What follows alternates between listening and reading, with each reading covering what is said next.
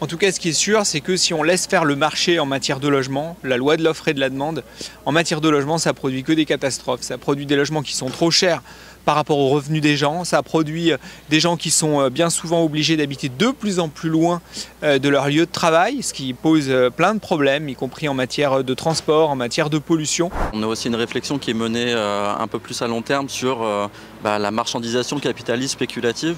Comment on fait pour sortir de la marchandisation du logement qui crée des crises et des augmentations de loyers, etc. Réquisitionner des logements secondaires ou mettre fin à la propriété privée lucrative, comment on fait pour tendre vers cet objectif-là? Il y a une chose qui est absolument certaine, et j'ai envie de dire que c'est le point de départ, c'est que la loi de l'offre et de la demande, c'est pas la bonne réponse aux enjeux du logement. Et trop souvent, dans des communes qui sont dirigées par des municipalités de droite, on mise sur la loi de l'offre et de la demande. Orléans. Et donc je pense que c'est pas une bonne chose. À partir de là, il y a nécessité, à mon sens, à réfléchir à la question de l'articulation entre le droit au logement et le droit de propriété.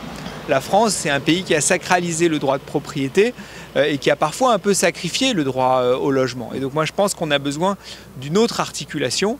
Et donc ça suppose quoi? Ça suppose d'abord que on ait du logement qui soit sorti des logiques de marché. C'est ce qu'on fait quand on produit du logement social. Le logement social, il ne dépend pas du prix du marché. Le logement social, c'est un loyer qui est administré par les pouvoirs publics. C'est des logements qu'on extrait des logiques de marché. Et puis ensuite, il y a la possibilité d'intervenir sur le marché privé.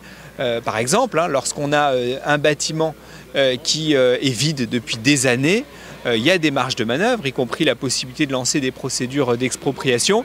Je l'ai fait à Paris. On a exproprié un terrain dans le 16e arrondissement qui appartenait à l'oncle de Bachar el-Assad et on y a fait du logement social et une crèche. Donc comme quoi c'est possible. Super, merci beaucoup et à bientôt. Merci à toi et à très bientôt.